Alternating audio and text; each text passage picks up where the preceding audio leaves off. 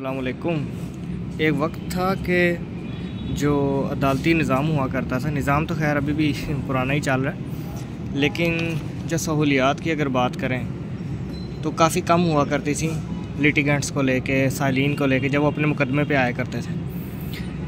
अभी आप ये देखें कि जो साइलिन हैं, जो लोग अपने केसेस में आए हुए हैं, उनके बैठने के लिए कितनी अच्छी जगह मौजूद है।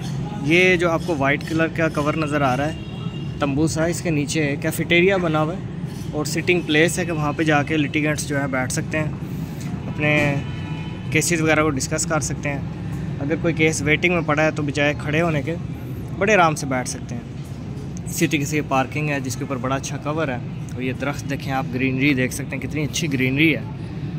और अभी सर्दियाँ हैं लेकिन फिर भी देखें कैसा निज़ाम है। तो वक्त के साथ साथ जिद्दत आ जाती है और सहूलियात में इजाफ़ा हो जाता है।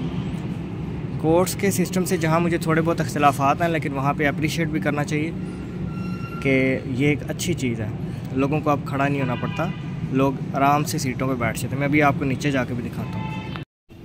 ये देखें सारे लोग बैठे हुए हैं, अब आपको क्लियर नज़र आ रहा होगा कैसे सिटिंग अरेंजमेंट है। बहुत ही अच्छी सिटिंग अरेंजमेंट है।